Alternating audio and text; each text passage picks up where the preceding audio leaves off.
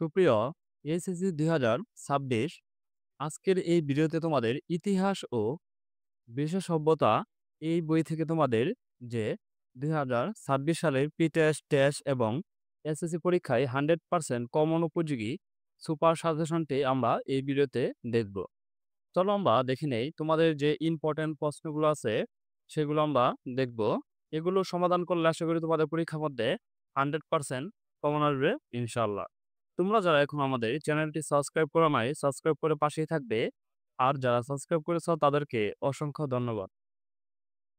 প্রথম হচ্ছে যে দ্বিতীয় অধ্যায় থেকে বিশ্ব সভ্যতা জ্ঞানমূলক প্রশ্নগুলো তোমাদের দেখো যে প্রশ্নগুলো তোমাদের ৫ দিয়ে স্টার মার্ক দেওয়া সেটি তোমরা বেশি করে পড়বে। প্রথম হচ্ছে ১ নবপলীয় যুগ কি? ২ হেলেনিক সংস্কৃতি কি? ৩ হায়ারোগ্লিফিক কাকে বলে? ৪ রসেটা স্টোন কি? নোম কি? ইলিয়ট মহাকাব্যের রচয়িতা কে? সক্রেটিসের শিক্ষার মূল উদ্দেশ্য কি ছিল? স্ফিংস কি? গ্রিসের শ্রেষ্ঠ নাট্যকার কে ছিলেন? মহাকবি হোমার কোন দেশের অধিবাসী ছিলেন? গণতন্ত্রের সূচনা হয় কোথায়? তারপর হচ্ছে অনুধাবনমূলক প্রশ্ন। মিশরকে নীল নদের দান বলা হয় কেন?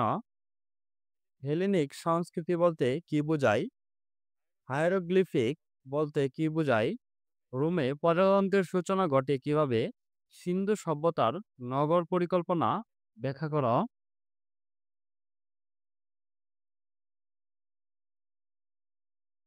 রোমান সভ্যতার আইন ব্যাখ্যা করো।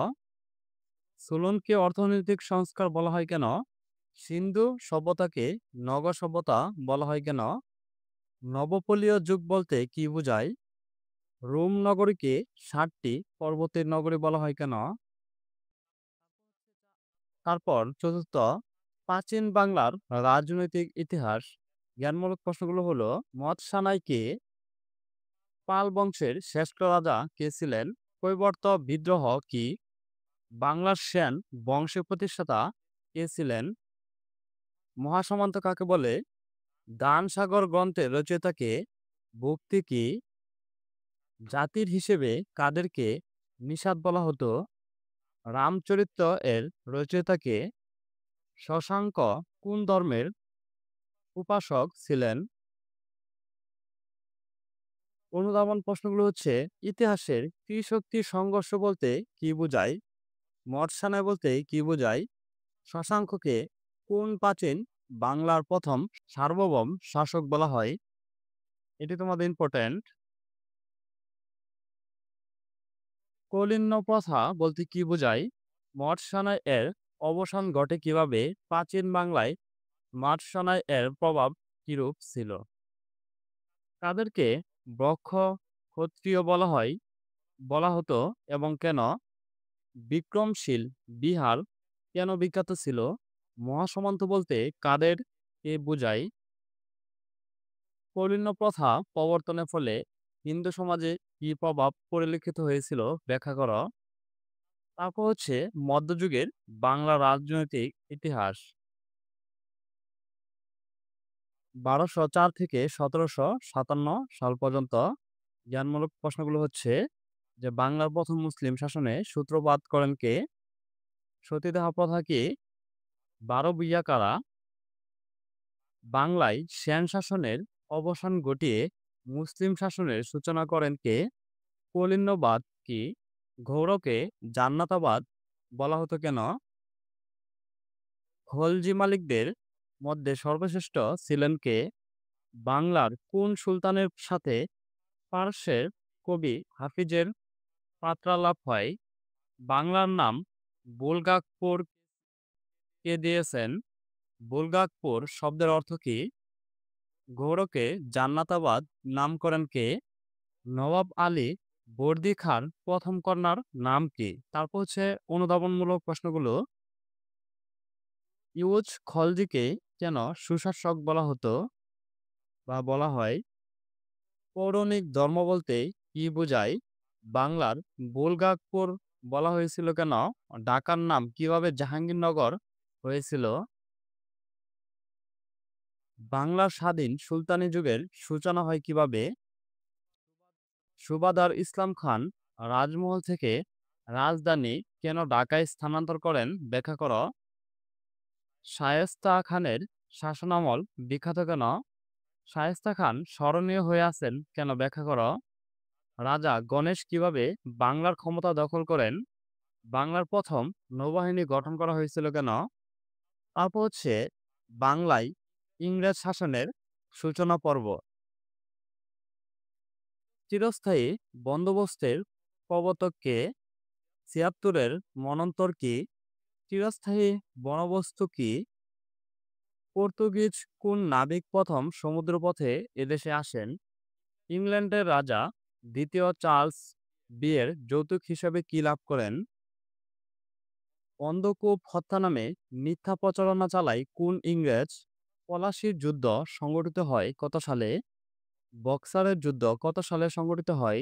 চিরস্থায়ী বন্দোবস্ত কত সালে পরিবর্তন হয়? ফরাসি ইস্ট ইন্ডিয়া কোম্পানি গঠিত হয় কত সালে? অনুধাবন প্রশ্নগুলো হলো যে পলাশির যুদ্ধে ফলাফল ফরাসিদের উপর কিরূপ প্রভাব ফেলে?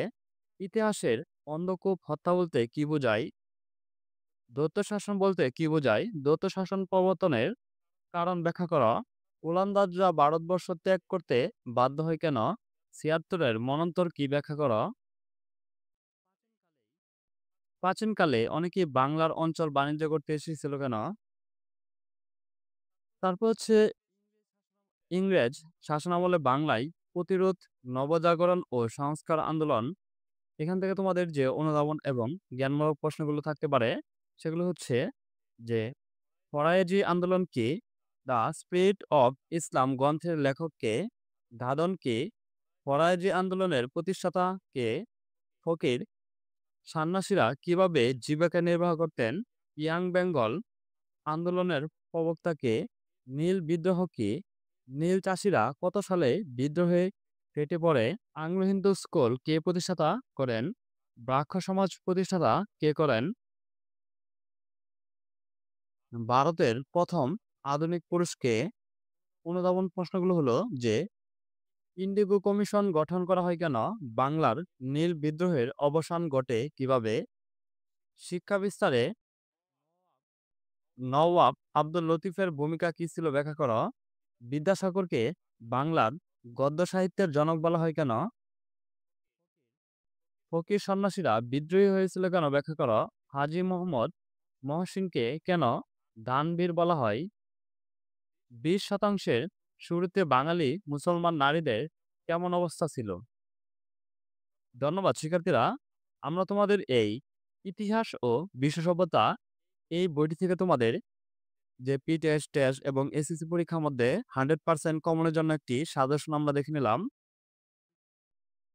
তোমাদের প্রত্যেকটি সাবজেক্টের সাজেশন এবং নমুনা প্রশ্নগুলো আমাদের চ্যানেলে দেওয়া আছে, সেখান থেকে তোমরা দেখে নিতে পারো। পরবর্তী ভিডিও সবার আগে পেতে চ্যানেলটি সাবস্ক্রাইব করে পাশেই থাকবে। আর যারা সাবস্ক্রাইব করেছো তাদেরকে অসংখ্য ধন্যবাদ।